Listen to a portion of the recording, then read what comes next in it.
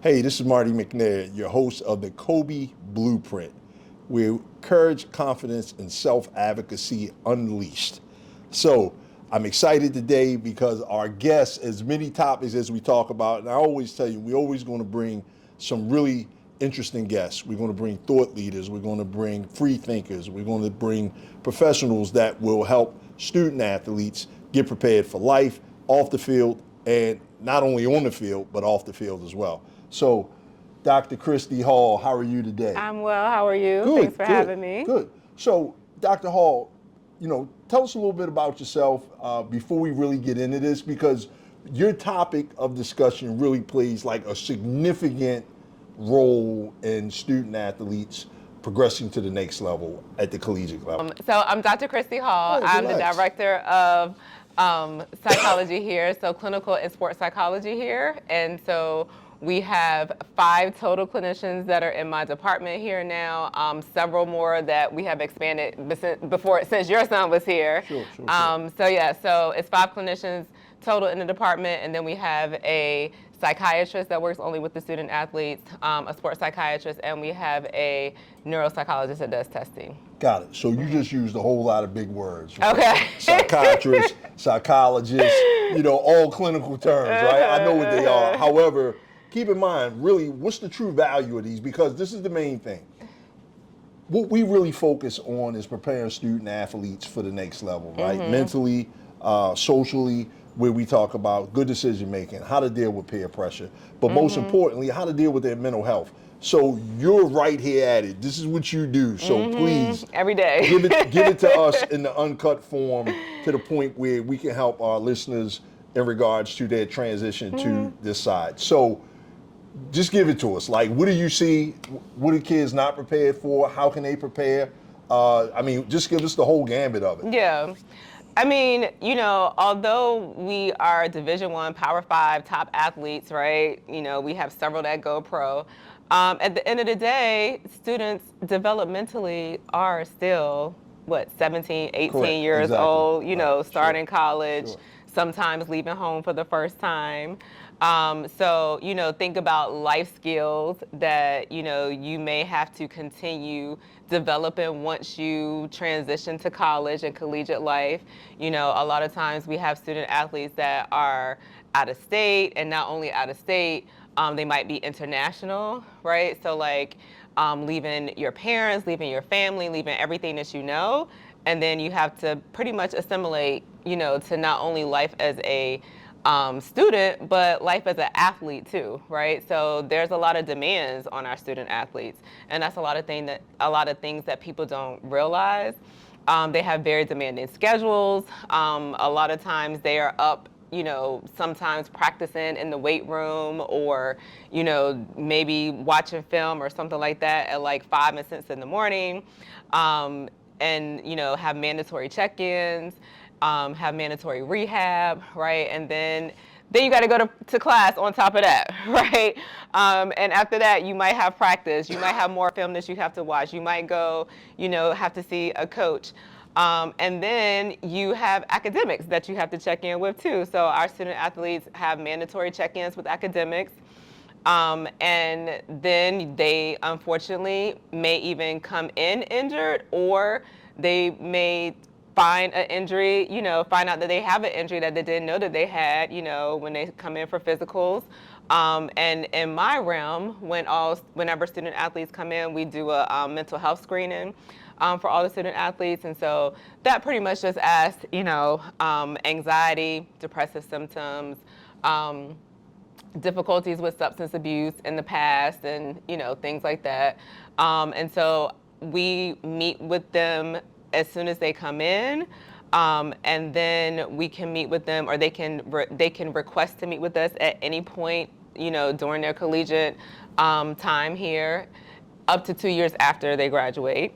And so the difference with us and in our department, and let me back up. The reason that we're even here is because the NCAA has best practices now, right? So they have best practices for all the departments, but since I'm a psychologist, I'm gonna talk about myself. So they have best practices for mental health. And so that is a strong recommendation that all colleges and universities have access, and their student athletes have access to mental health providers, licensed mental health providers. So, Maryland is one of the major schools within the Big Ten that has mental health clinicians just for student athletes that only work with student athletes in our department. And so that's what we do here. So we are clinical, which means that we meet with the student athletes for anything under the sun, whether it's a difficulty, like I said, transitioning. They may have or learn, either come in or learn that they have difficulties. It might be with ADHD. It might be depression or anxiety, performance anxiety. Stop right there. Pause. So when you talk about performance anxiety, right? So here I am, let's say, I'm a student athlete, I'm a 5-star athlete, I'm the big fish where I'm coming from, right? How realistic, or what do you consistently see when somebody comes to a school like Maryland and they playing in a stadium like right here behind us, and they realize, like, well, wait a minute, everybody on the team is a big fish. Everybody's a big fish. Everybody's a big fish. So how difficult, or what does that transition even realistically look like, or what does that look like, and how do young people, can they prepare for this? May be the reality here for that. That is the reality, right? Everybody here is not May. Everyone here is the big fish, right? Sure. And so, particularly if you are coming from maybe a smaller town or a smaller, place, that you were the big fish in a small pond, and now it's not only is, our athletic department here at Power 5, but we're just, University of Maryland is one of the top 25 academic universities now. And so it's a lot of students here, right? And so that could be a difficult transition. And so we talk about, and we help student athletes with their identity, right? So like identity outside of who are you as an athlete, right? Because a lot of times, and there is a fine line, because in order to be this good, you will have had to just focus primarily on your sport, right? And so now you get here and it's like, geez, I have to focus on, my sport and who am I outside of my sport, and what am I gonna do after the sport is over? Even if you are blessed enough to go into the league, whatever league that is, professional league, at some point it's gonna be over, right? So we talk about that with freshmen come in and with transfer students. We also discuss injuries, like. Go, please. Yeah. That's a reality. The reality is, I don't have stats in front of me, but the reality is unfortunately, a lot of athletes experience injury, right? Now, let me ask you this. Are the injuries, how does mental stress and injuries go together? Do they go together? Oh, they go together hand in hand, absolutely. So whenever a student athlete is injured here, whether it's a physical injury or a TBI or a brain injury, they have to come see us. A traumatic brain injury, Got it. Okay. Right? Or a concussion. Sure. So, whenever they experience that, they have to then, after it goes hand in hand. They're referred to, or they go to see the rehab specialists or the athletic trainers, and then they come to see us. Got it. A lot of times you physically will heal quicker. Sure. Than you will mentally. Of course. Right? Like your physical, you go through the physical, you go through all your rehab, you have your surgery, you go through your rehab, everything is done physically, but then there's the mental aspect. Yep. And the mental aspect that's difficult is now you are on the sidelines. You were that 5-star athlete, and you're now on the sidelines watching your team play. Sure. And yes, you do have a purpose and a role, but it looks different now, right? And so again, going back to identity and who are you outside of your sport, that's why we focus so heavily on that, because not only is it, you might not be the starter like you were accustomed to, but you may be injured your freshman year or before camp starts or during camp or any time along the way, unfortunately.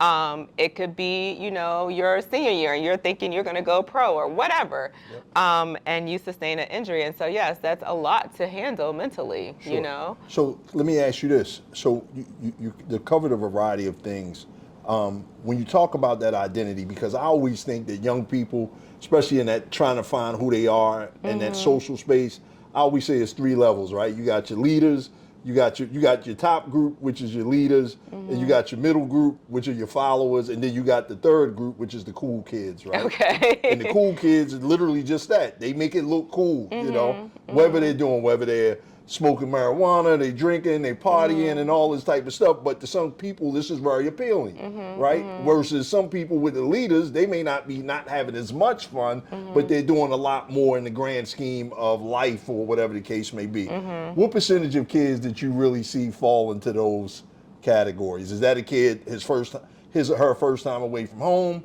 Or they may not be as experienced when it comes to life overall, where it's like, okay, they're a little bit more gullible or they're a little bit more naive when it comes to these things. How does that look? It looks different for different sports. Oh, really? Yeah, and now, right, because we have the transfer portal. Sure. So, students may have gone to like 3 or 4 different universities before coming here. So they're seasoned. Right, they're seasoned, right. And they've experienced a lot of things. Some teams may seem like, I talked about this today with one of the students. Some teams, the players may feel seasoned, but it might feel like a brand new team because they are all from different universities, right? Because of the transfer portal. So they never played together before. It looks different. I think, like I said, I did say, it depends how it looks on different teams, but I think at the average, if I would say average, I would think that student athletes are probably the ones that are less experienced because they've been playing sports. Their whole life. Probably never worked a job. Right? They never worked. Jordan never worked. They never. Need. Right. It was no need and no time. No, right. Exactly. Like Correct. If you're playing on your I was about to say college. If you're playing on your high school league and then you're playing on a travel team and then you're playing AA or whatever, right? That is work. It's busy. It's no time, and your parents. Right. Unfortunately, might do a lot for you. Sure, you know what I mean? Just get good grades. Yeah, just get good grades, right? And do what you're supposed to do. We'll cover it. Yeah. So let me ask you, in regards to we see a lot of what the problems are right now. You talked about the mental health aspect and how important is self-advocacy to come to you and say, come to staff or whatever school they go to, and like you say, NCAA rules. You have a U at every school, maybe not a U personally, but a U system in place, with a clinical system in place that will literally help you with these things. How important is it for self-advocacy from a perspective of saying, Dr. Hall, I'm struggling with this, or not being afraid to step up and advocate? Because a lot of times I always ask young people on the podcast that on the K.O.B.Y. Blueprint show, what's 1 or 2 things you wish you would have learned in high school that could have made your transition into college a lot better? And everybody always says, I wish I would have learned to advocate for myself even more. How important is that? Because, hey, like, if I don't tell you what I'm dealing with, there's no way you can look at me and tell me. Yeah, I always say I'm a psychologist, not a mind reader, right? So yes, it's extremely important. One of the purposes, just my life in general, but particularly here, is to destigmatize mental health, right? And to make it normal. So like, just like how I'm dressed now, right? Sure. Like, we are attempted to normalize, mental health. Sure. And in fact, whenever there are surveys done, it's always the top priority or top issue for student athletes is mental health. So I encourage advocacy, even advocacy. The reason that we have so many clinicians in our department is, and I tell people this all the time as even in my own private practice, like, yes, I'm licensed, I'm trained, but it's still a relationship, right?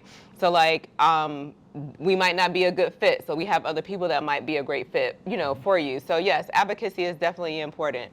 Like I said, a lot of times, sometimes you might come in and not recognize that you might have difficulties with concentration or function or, paying attention and remembering or memory or things like that.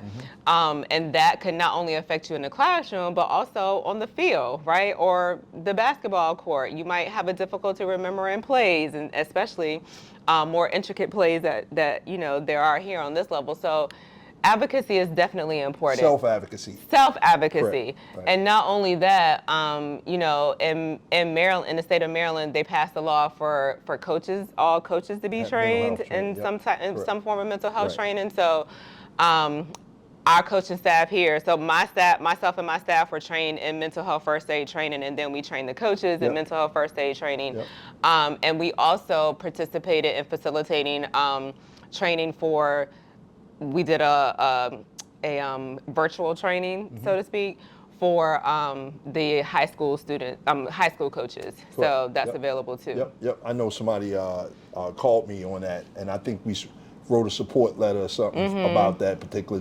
training, mental health training. I can't remember the gentleman's name, but I know he was a former student athlete. I don't know if he came here, went to Maryland or not. And I'm sorry, I just don't remember his name, but I know we did write a support letter for that bill. Yeah.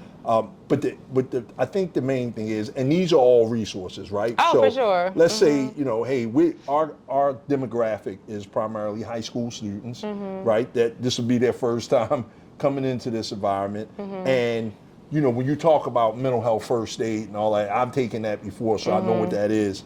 You know, really, I think that if we can kind of emphasize that, and especially coming from, since you're the professional, coming from a perspective like nothing is that serious, you know, and where some young people, you know, we got young people with a high teenage suicide rates and things like that. I don't know what the numbers are at the collegiate level. But yeah, suicide is now the second leading cause of death in NCAA student athletes. Wow. Yeah, and so second to injury Wow. or accidents. Yeah. Wow. Suicide. Right. Death by suicide. Yeah. How important is it to create that space, and from you to tell our audience that, again, nothing is that serious. Like, it can all be resolved or worked out, or tomorrow is always a better day. Oh, no.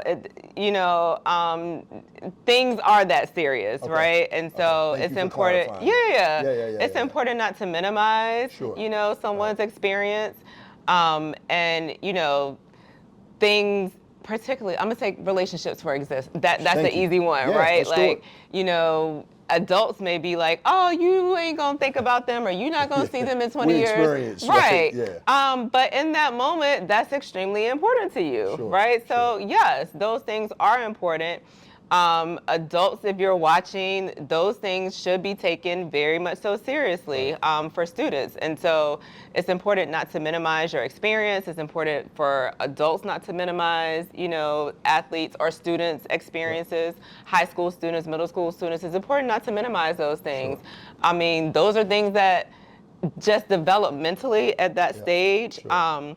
Relationships are important. Yeah. Those things are kind of at the top of the level of importance in their Correct. lives, In the right? teenager's life, Yeah. right. And so, what else is it, right? Yeah. You going to I know, school, right. I know. and what else? What else do you have to look forward to, right? So yes, everything is important. So let me clarify. I did not mean to say, thank you, Dr. Hall, for correcting me. I did not mean to say nothing's that serious. You know, as you get older, you'll learn that this too shall pass. But while you're in it, and guess what? Even your host, Uncle Marty, I remember my first heartbreak as a teenager when I was like 15 to 16, and you know, we didn't have cell phones or anything at that time. Yeah. And man, so it was hard. And I remember even with Jordan, I think his first failure was when he first failed his driver's license, failed his driving test, and his mom, Tanya, said he came out of there like he couldn't. It was snot and tears flying. And this guy's 6'5", but at the end of the day, that was important. That was important. And regardless, you know, you said earlier how I think and this is for parents or adults, regardless if they're 6'5", they're 7 feet tall. An 18-year-old mindset is an 18-year-old mindset. Absolutely. That's why I said developmentally. Right? They're that age, right? Exactly. Yeah. Right. And, you know, I think that student athletes, you know, yes, people are making, you know, however much money people make now with NIL. But at the same time, they are very much so one of the most fragile. Yeah. Because they are on this pedestal, right?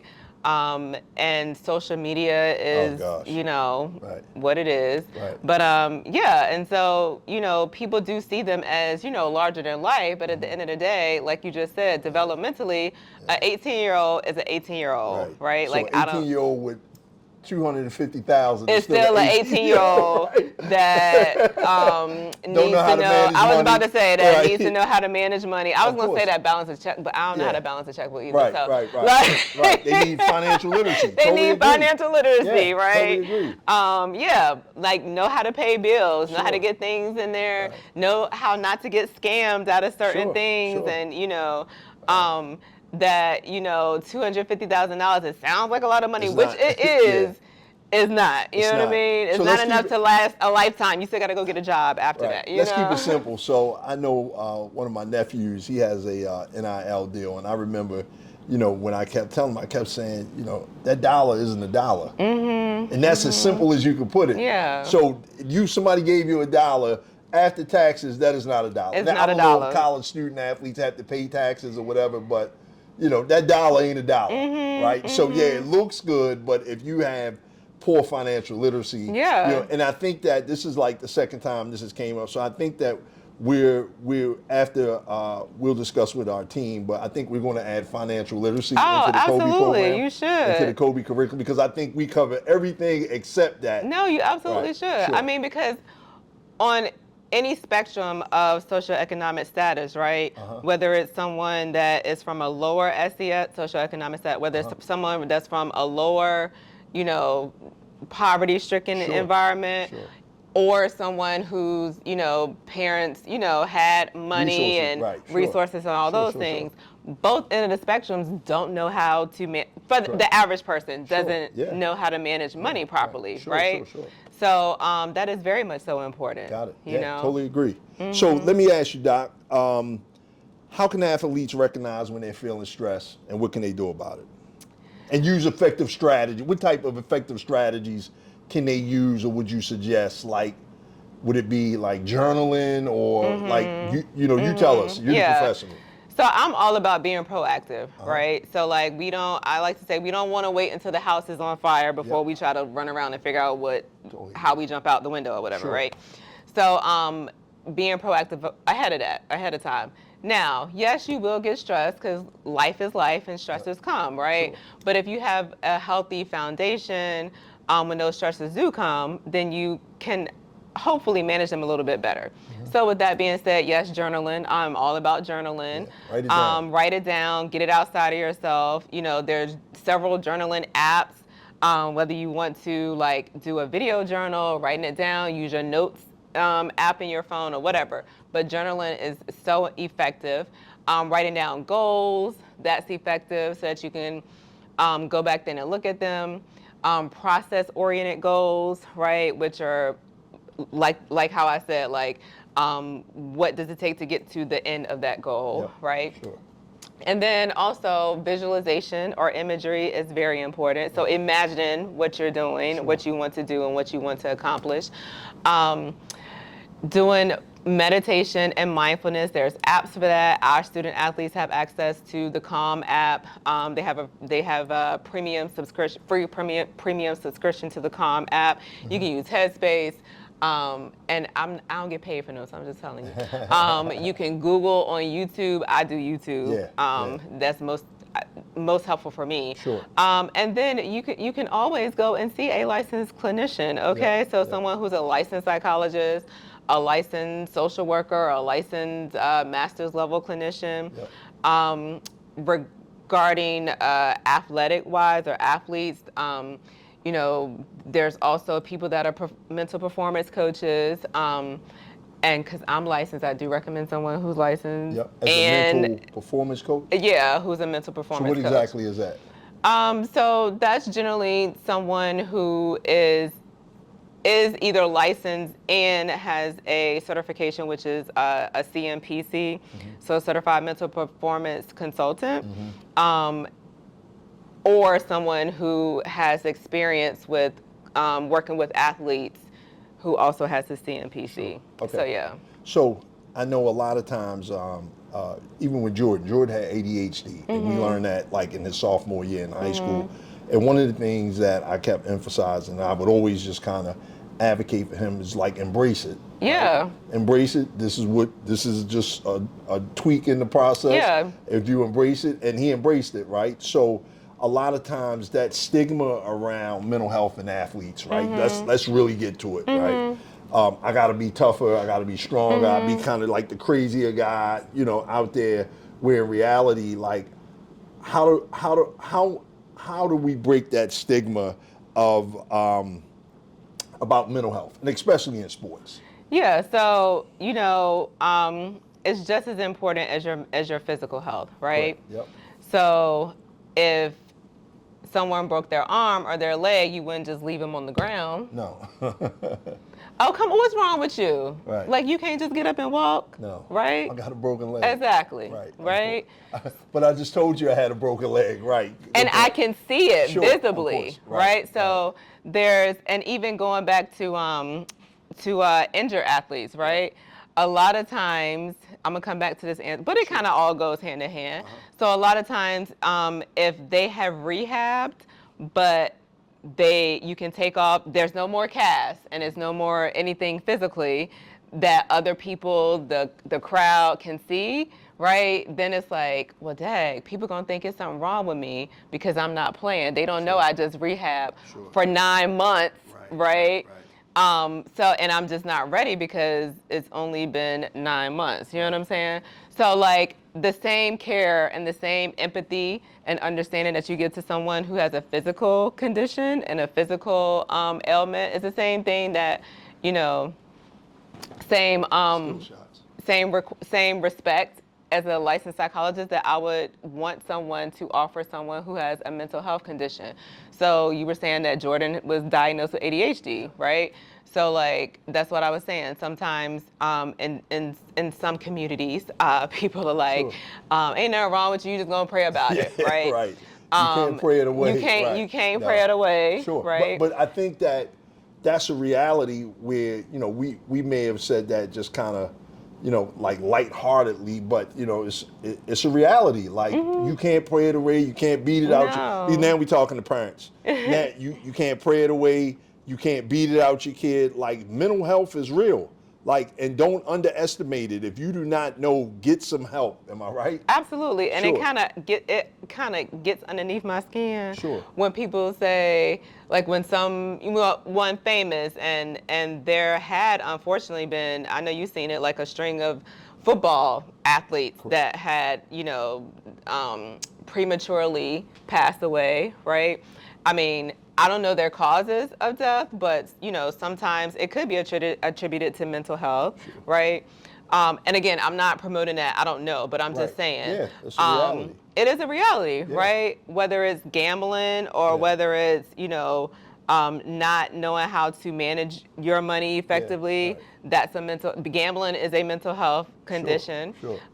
Whether it's high anxiety and high stress, I'm a psychologist, so I don't prescribe, or in this state we aren't prescribers, but sometimes you do need medication management for those things, totally agree. right? And so just like if somebody has high blood pressure, you got to take your medication. and you got to take your medication for that. Right. If you have a mental health diagnosis that you're unable to manage effectively with just therapy alone, then maybe you do need the medication management along with therapy. Totally you know agree. what I'm saying? Totally agree. And so just like with ADHD, sometimes you need a stimulant or medication to manage that, right? Absolutely. And so, like I said, in sports, if there is a severe form of ADHD or mild, severe, whatever, but it can cause you not to be able to focus effectively, like I said, in the classroom or in sports, and you can't pay attention enough to learn the plays, that affects you. Got it. That affects your performance. Got you know it. what I'm saying? Got it. So, the education piece around it is very important for me and for people that stigmatize mental health and stigmatize mental health symptoms and issues and people that are diagnosed with mental health conditions. So Got it. So Dr. Hall, as we conclude, what's one good thing you would tell incoming high school student athletes that are going to the collegiate level, whether hopefully they'll come to Maryland, whether they come to Maryland or not, right? Like, what's one piece of advice that you would give in regards to mental health management and mental health that they could put in their mental health toolkit? I would say quality sleep. Sleep is very much so important. We like to say that is an extension of your rehab, right? So I'm starting with sleep because that affects then the rest of your day, right? When you wake up. So quality sleep, because that affects your mood, it affects your rehab, it affects your energy level, your ability to remember things effectively. So quality sleep. Kind of being proactive, like I said, paying attention to how you feel, paying attention if there's high highs or low lows in your mood, paying attention if things trigger you, and if things kind of seem a little bit off, right? And also having a healthy diet, not being on a diet, but having healthy diet that also affects your mental health.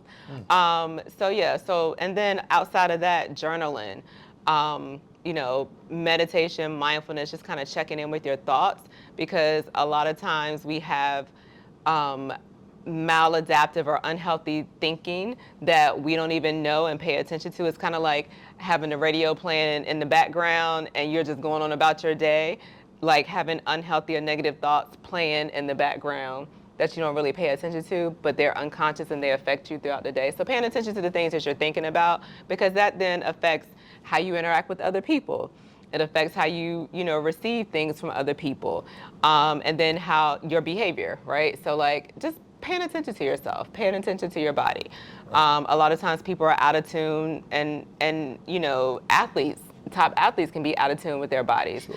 So what happens mentally certainly affects you physically. So got it. Kind of being aware.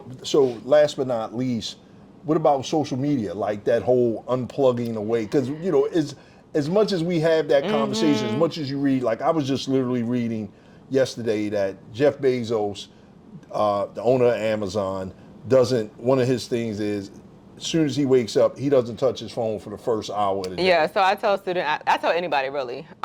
So going back to sleep, so you should have a wind down time, which includes turning off electronics, right?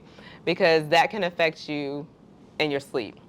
So when you wake up, yes, correct. So conversely, in the morning when you wake up, check-in. I like to have a self check-in. So checking in with yourself, maybe doing some mindfulness or meditation or journaling in the morning, just to kind of set your day, right? And then checking your phone, right? Because imagine, and we all do, everybody does it. So imagine you jump up out of bed or you wake up, and before you even get out the bed, you're checking your phone.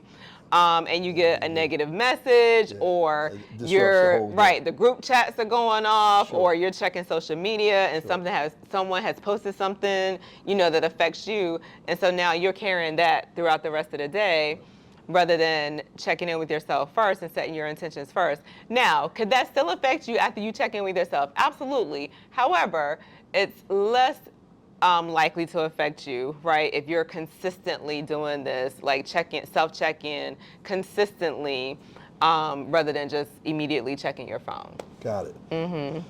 Hey, I'm Marty McNair, your host from the K.O.B.Y Blueprint, Courage, Confidence, and Self-Advocacy Unleashed. Follow us at the Jordan McNair Foundation, and if you need to contact me or have any questions about the night's episode, please reach out to us at contact at KOBEBlueprint.com. Contact at KOBEBlueprint.com, and our website is KOBEBlueprint.com. Signing out. See you next time.